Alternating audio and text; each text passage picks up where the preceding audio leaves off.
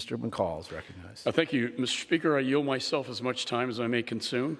Gentleman is recognized. Thank you, Mr. Speaker. Around the world, American personnel are being attacked in their homes, in hotels, and even on public streets. For most, it starts with what seems like a loud noise that's followed by pain or a sense of pressure in the head. Many are left with chronic damage, including hearing loss, vertigo, cognitive and motor impairment, severe headaches, and inability to sleep. In the words of a recent press report, our diplomats are suffering a, quote, concussion without a concussion. The Senate-passed bill before us today provides important authority to assist these brain injury victims, and it deserves our unanimous support. But we all must do more. Unfortunately, these attacks have continued and spread. First, it started in Havana in late 2016 and spread to China in 2017. 2 months ago, press reports described more than 130 possible cases all over the world, including right here in Washington, D.C. And just last week, 24 new cases among U.S. personnel in Vienna were revealed. Simply put, this is kind of scary stuff. The people who serve our nation overseas are generally worried for themselves and their families, and they need to know that we have their backs. When the prior administration pulled our personnel out of Havana 4 years ago, they said, quote, numerous Embassy Havana employees have been targeted in specific attacks. These employees have suffered significant injuries as a consequence of these attacks. In contrast, President Biden has refused to call these what they are, attacks on U.S. personnel. And Secretary of State Tony Blinken publicly said perhaps no one is responsible for causing these injuries. I will tell you from my briefings and briefings in another annex, that is absolutely incorrect. We may not be able to fill in all the blanks yet, but we know too much to dismiss these attacks as unexplained health incidents. 4 years ago, medical experts convened by the State Department agreed victims were likely dealing with brain trauma from a non-natural source, and the evidence has only grown more conclusive since then. Last year, the National Academy of Sciences said that directed pulsed radio frequency energy is most likely the cause. According to the NAS, the situation raises grave concerns about bad actors who may have weapons. So while we must assist victims with today's bill, we must do more. We must call these heinous attacks what they are, and they are attacks. And the people attacking us need to know the consequences will be severe when we find out who they are, when we get the attribution. Otherwise, we aren't doing what we can do to deter future attacks. The men and women who serve our nation overseas deserve no less. I have prepared a bill to do just that, which I will be introducing this week. And I want to thank Chairman Meeks and our Intelligence Committee colleagues for their bipartisan work on the Havana Act, which I strongly support. And with that, I reserve the balance of my time. The gentleman reserves.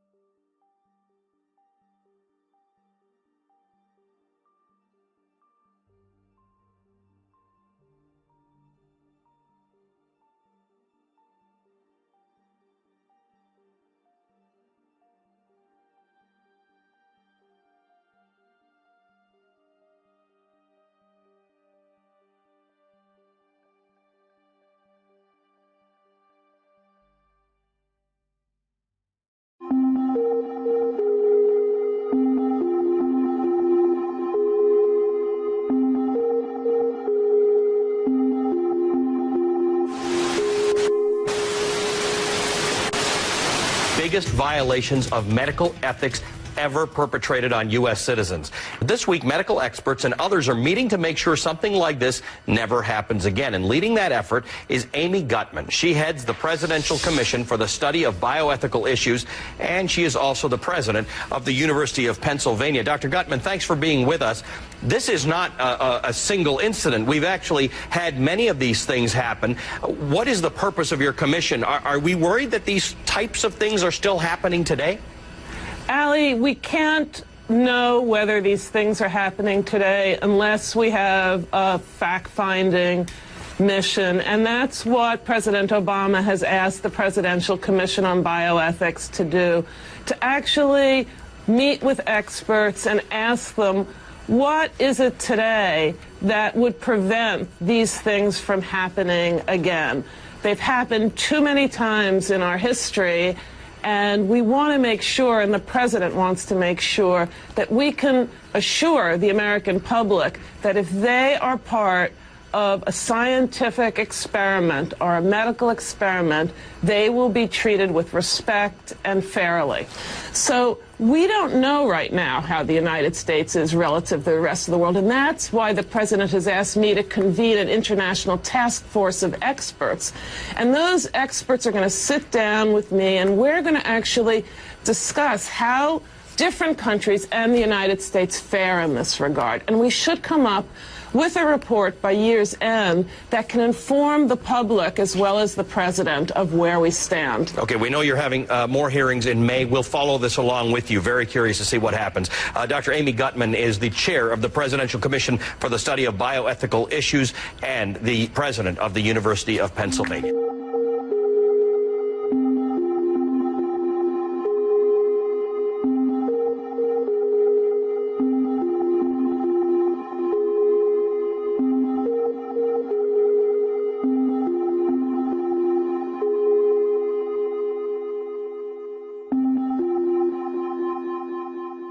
To do is just very quickly go around and have the commission members just introduce themselves, and then I'm going to open it up to a few questions. Yeah. Barbara, would you begin? Put your mic on. Thanks. Barbara Atkinson from the University of Kansas Medical Center. Nelson Michael from the Walter Reed Army Institute of Research. Christine Grady from the Department of Bioethics at the Clinical Center, NIH. John Harris from a place you might know something about, University of Virginia. Lonnie Ali. Jim Wagner from Emory. Raju Kuchalafari, Harvard Medical School.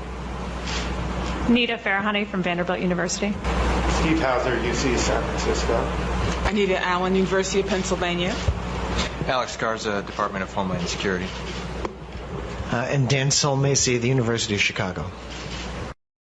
Thank you. My name is Gerald Schatz, and I'm a lawyer and retired assistant professor of ethics and law at Michigan State University. There is law out there. The bioethics community has been oblivious to it, but there is international law. There is the International Covenant on Civil and Political Rights, the United States ratified in 1992, and it makes informed consent an absolute requirement, no exceptions, not even in emergencies, subject to those normal legal fictions of consenting for the incapacitated patient to medical care and so forth. Additionally, the Geneva Conventions and additional protocols to the Geneva Conventions make research very, very difficult or prohibited altogether for those individuals who are caught up in war and armed conflicts. Thank you. My name's Alan Hornblum. I'm a Philadelphia-based author who has written books on things running the gamut from organized crime to Soviet espionage. But for the purposes of this meeting, I've written 2 books on the history of using prison inmates as test subjects. You may be familiar with one or both of them. I'm working with a couple colleagues now on the history of using institutionalized children as test subjects for research, and I can assure you some of the material I'm finding is quite astounding, including the fact that Nobel Prize winners went to institutions for the feeble-minded to use them as test subjects. And in interviewing people over the years, not just test subjects, which I do on a regular basis, but also the doctors who initiated these experiments, these clinical trials, it's remarkable that almost all of them articulate how little medical ethics was taught in medical schools at the time. And I had to bring up, I had to educate one of them, in fact, about the Nuremberg Code. When I mentioned it, he wasn't even familiar with it. So I would encourage you to be as aggressive as possible, not just describe what happened, but really condemn those who broke the law, because there's doctors making decisions right now, and those decisions are going the wrong way. Thank you. Thank you.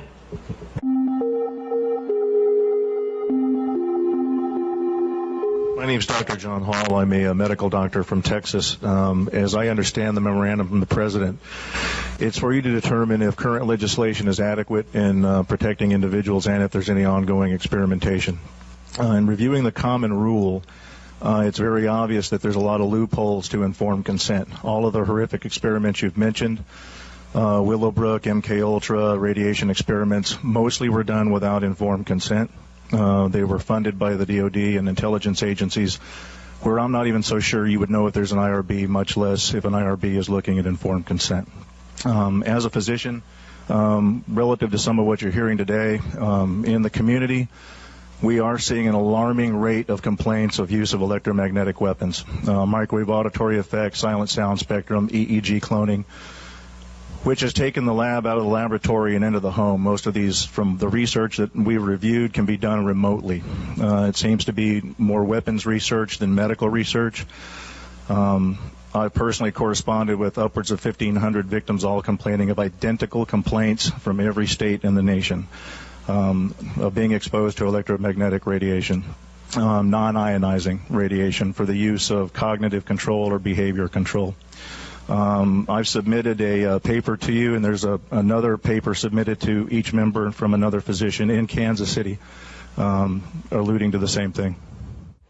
My name is James Walbert. To date, I have one of the strongest cases documented of these unethical violations against our society. Due to the facts of having the kinds of professionals that I have involved with this case, I have been able to prove that this crime against others and myself is real and shows reason to be concerned with. I am in hopes that I am able to prove the same thing to this committee. And by the introduction of the evidence that I have to introduce to the committee, I and the professionals that are standing with myself in this crime would like for this committee to consider the introduction of these documents with the growing concern of this crime to the President for his review. With these hopes in mind for this consideration, I would also like to ask of this committee to consider an investigation into these unethical violations of others and myself that are affected by this crime. With this consideration of this investigation request into these matters, I would also like to point out the abuses of children that have been documented by the many professionals that I am currently working with into these matters of this crime. To date, the professionals have been documenting these offenses against the children that are related to the many victims of these crimes.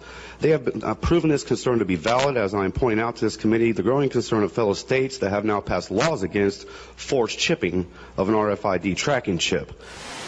I was also wanting to ask if I could provide a portfolio of introduction of 12 professionals from political support to medical investigations, as well as private investigative support to the committee as well for review. May, thank you very much. Thank you. My name is Lisa Becker. I am also from Wisconsin. I have been a non-consenting test subject in military medical research. I, too, believe my experience is referred to as no-touch torture, utilizing defense technologies. Jonathan Moreno, he basically predicted all this a number of years ago in his book Undue Risk. I'm asking you to help initiate a congressional investigation. We've all come a long way. This is what is needed. We want to have the accounts of this extreme human rights abuse that's going on in our country documented and heard, all of the accounts. We also need what was done during the Clinton administration, which is a major declassification of some of these documents that are hiding what's been going on. I speak for many when I say we've suffered long enough. My personal experience has been 10 years. I've been vilified. I've been ostracized. I've been tortured. I have burns on my body. I'm an American. I have rights. The answer to the question, the big question today, could it happen today? The answer is yes. It is happening today. It is happening for some of us every day. I am begging for you to help us. Thank you. My name is Jeremy Radlow. I'm here to tell you that non-consensual human experimentation is happening in the United States today. I've been the subject of this experimentation for more than 5 years. Calling these activities experimentation is truthful but possibly distracting. I think the criteria governing the selection of experimentees will prove to be a much bigger scandal than the experimentation itself. The psychological torture protocol that's part of the so-called experimentation includes, but is not limited to, the use of non-lethal weapons and mind-invasive technology. Sleep deprivation, pain center stimulation, and worse are used against subjects. While some experimentees have found foreign objects in their bodies suggesting implantation, most have not. Receiverless mind-invasive technology has been demonstrated under laboratory conditions, but the most likely explanation is that experimentees are implanted with foreign objects either too small to appear on commercially available scanning equipment or designed to be indistinguishable from the surrounding tissue. These activities are highly deceptive, use clandestine technology, and have the fingerprints of the CIA all over them. It's unreasonable to expect isolated individuals receiving this treatment to furnish proof. A thorough investigation is warranted. Thanks for your time. My name is Catherine Nestor, and I'm from Pennsylvania. This commission has spoken of a long history of abuse of the human research subject. Although no one mentioned MKUltra today, President Clinton recently apologized for this. My young child and I have been used as non-consensual test subjects. We have been subjected to COINTELPRO-like stalking, remote neural monitoring, and electromagnetic torture, resulting in psychological and physical damage. And I won't go into the details of that because I have 4 pages written in here that is very similar to Connie's testimony. Please do not wait 70 years to investigate this. I ask Dr. Amy Gutman to begin today. There is new work for the Commission for Human Subject Protection on our shores. And please give us a dramatic response, Susan, and please give us a congressional hearing. Thank you. Hi, I'm Peter Rosenholm. I'm from Rhode Island. It's non-consensual human experimentation. It's remote, it's covert. It's hard to prove it a lot of times. Many of my attacks were microwave weapons. Medusa is one. In all the hospital statements when I was hospitalized, I told of being hit by radiation weapons, that I could hear voices. Medusa now admits to all those capabilities. The other thing we deal with is like a COINTELPRO attack. Law enforcement attacks us, just discredits us, will put us in a mental hospital if we try too hard. These people all don't want to go to doctors. The Patriot Act has provisions where doctors have to follow what they say. So a lot of these people aren't getting their teeth fixed, aren't going for medical care. We're in a bad situation. Thank you. Thank you. Good afternoon. My name is Connie Marshall. I'm a former mayoral candidate from Louisville, Kentucky. I have never been involved in any criminal activity. I found a document in my bank account that said, problem with Kentucky government, check federal government paperwork and file before releasing information to anyone. I am an 8-year victim survivor of assaults by directed energy weapons. The torture I've experienced consists of mind paralysis, being hypnotized or placed in a trance-type state. being tracked by a drone or satellite, controlled dreams, sleep deprivation, V2K, which is voice to skull, projected sound, extreme muscle spasms, and extreme muscle cramps, low frequency noises in my home, high frequency noises in my home, sexual stimulation. I am watched in my home 24 hours a day and followed around everywhere I go, though I do not have a criminal history. When I ran for mayor of my town, I was also attacked at debates and forums. Thank you. Hi, I'm Deborah Paulson from Kenosha, Wisconsin. I'm going to refer to a paper from Professor McCoy at the University of Wisconsin on no-touch torture. He talks about a total assault on all senses and sensibilities, auditory, visual, tactile, temporal, temperature, and survival, refined through years of practice. Sensory disorientation relies on a mix of sensory overload and sensory deprivation via banal procedures, isolation, then intense interrogation, heat and cold, light and dark, noise and silence, for a systematic attack on all human stimuli. I've been a human subject for experimentation for almost 2 years, and I've contacted Dr. Hall. I stand with a very large group. Excuse me, I'm very nervous, but I'm very tired of having my rights taken away. And thank you for hearing me. I've spoken to probably 3,000 people. He's on probably 1,500. He's on 5,000. There's a lot of us across the U.S. And there's certain statistics, I think, that if you find that there is something going on wrong, somewhere along the line somebody has to do an investigation. There's a certain percentage. You said you guys wanted to be in the know. We're giving you the information now so that you are in the know. There is something going on, and I think yesterday some of the colleagues went ahead and said that we didn't really talk about whether there's energy weapons or not, but I mean, we have thousands and thousands of documentations about energy weapons themselves, and all we're asking for is an investigation on this. People are being harmed, people are being tortured, and people are being killed, and I think it's a pretty important thing for a bioethic committee to look into, and all we ask today is to please do that. My friends are dead, tortured to death by electronic weapons. And I don't know how many more people will die. And I hope I will be here again if you have this next year.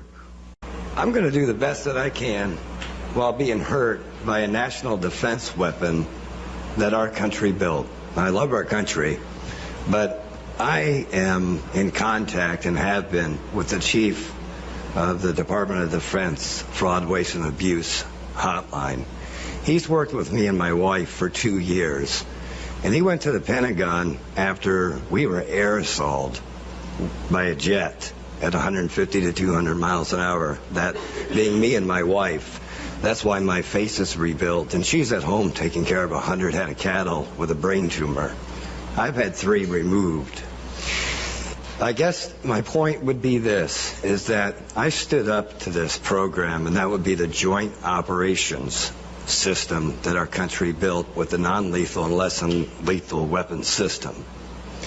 And I'm the only one known in the world, besides the people that helped build this system, to have this actual pulse on camera and have caught it. And I would like to submit that disc. But I guess the one question I would have, it's okay, Eli, you don't have to beat me up for the microphone. The one question I would have is, first of all, I would like to submit this to you as promptly as possible, and then ask each and every one of you that 90% of the people that approached you spoke the same way I am, scared. Would you please help save my life? Ma'am? My name is Letitia Peters. I'm from Trenton, New Jersey.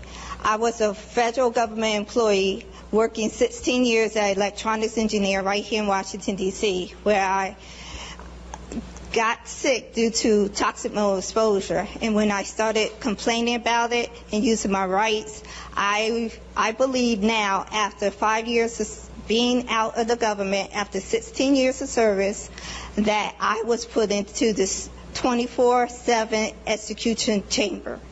And I, too, am looking for congressional investigations. I should be covered under the Protection Blowers Act, and I too would like to submit documentation which I presented. And I have been denied medical treatment.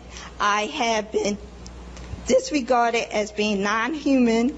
All my rights have been violated, and I just want to demonstrate some of the evidence that I have and provide to you, because I've been trying to get to the president, but I know all of my information has been rerouted. So I too am requesting a congressional investigation as well. Hi, good evening. My name is Nigel Nicholson, and I have been in a psychological coercive mind control program. This started in 2002, where I was falsely arrested, I was drugged, and I believe I was hypnotized. I've been job mobbed. I've been put into a what I call a assassination type program. Okay, I've been villainized.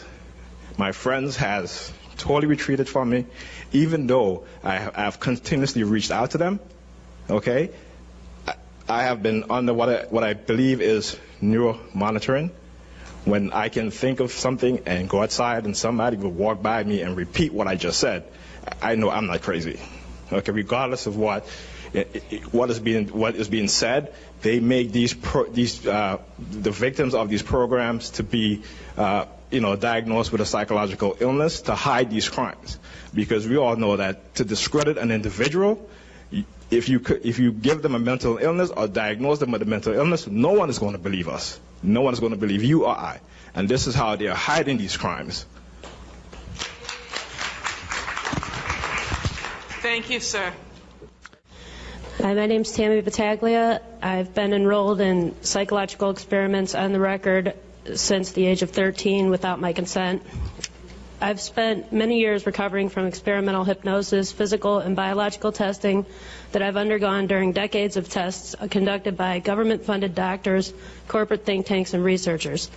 I've experienced tremendous loss and trauma over the years of subjection to non-consensual experimentation, which has been devastating to my life. There's no way to seek justice for what we've endured, because in America, the land of the free, justice is not free.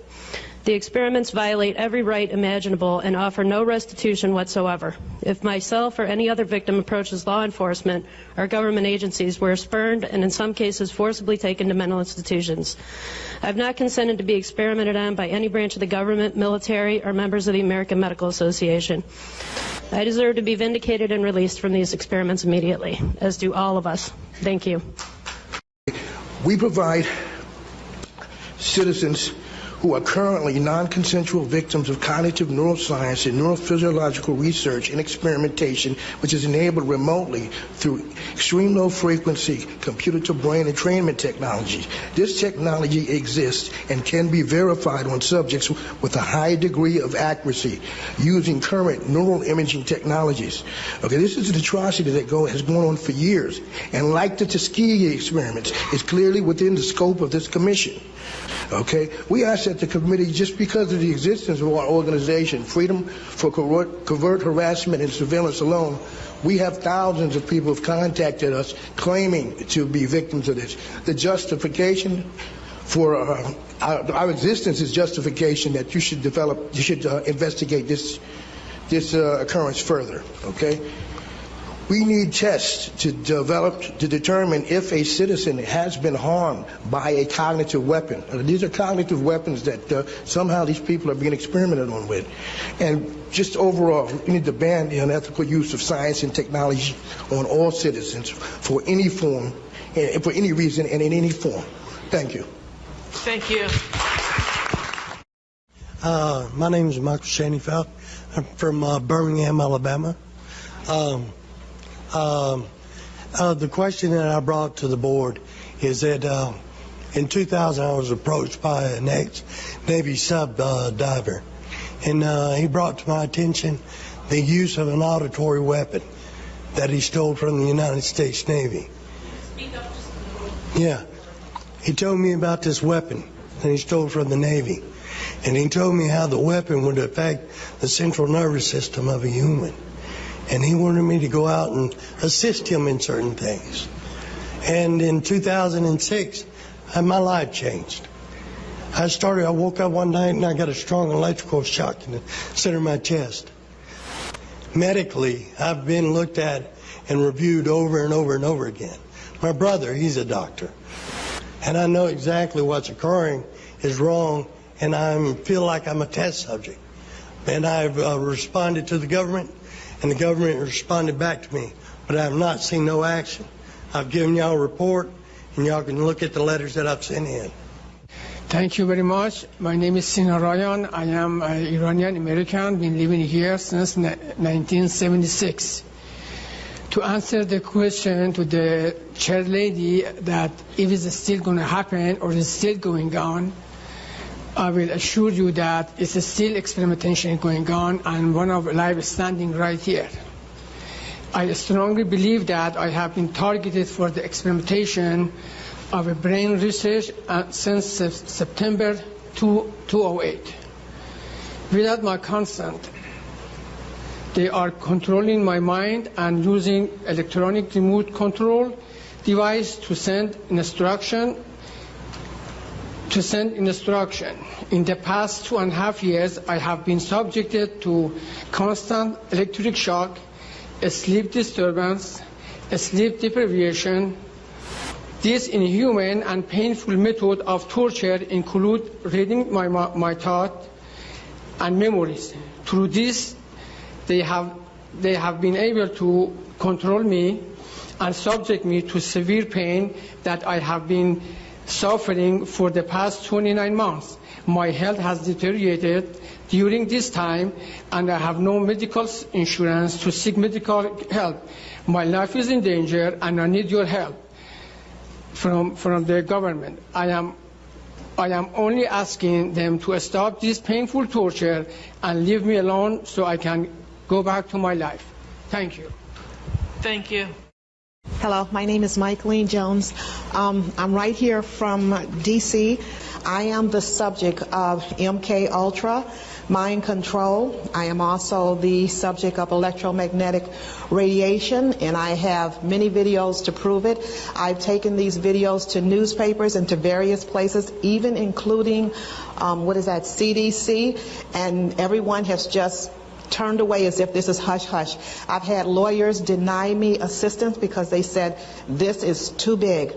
So in research, I found out that the former Congresswoman Cynthia McKinney asked for a reinvestigation under her resolution HR 1026 to reinvestigate COINTEL activities.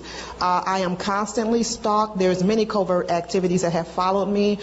I would like all of this medical abuse to be investigated, and if possible for you to get back with us. I didn't know about this meeting until yesterday, and I do appreciate your letting me have this time to speak. Thank you. Hello, my name is Miriam Snyder. I'm an educator, minister, human rights advocate. I work with many people that have suffered the ramifications of unregulated, deadly human research experimentation. Since I've brought this to the public, I've become a victim too. Human research experimentation is being used to assassinate innocent people. I'd like to know the Commission to address what penalties and protections are in place for researchers, and when are we going to start incarcerating researchers? I just want to conclude by saying that the President's charge to us to assure him that current rules and international standards adequately guard the health and well-being of participants in scientific studies funded by the federal government demands that we consider basic ethical principles following careful deliberations and evidence gathering. With the discussion, we are well on our way. Thank you again for joining us. Thank you very much. Can a microscopic tag be implanted in a person's body to track his every movement? There's actual discussion about that. You will rule on that, mark my words, before your tenure is over. Can brain scans be used to determine whether a person is inclined toward criminality or violent behavior? You will rule on that.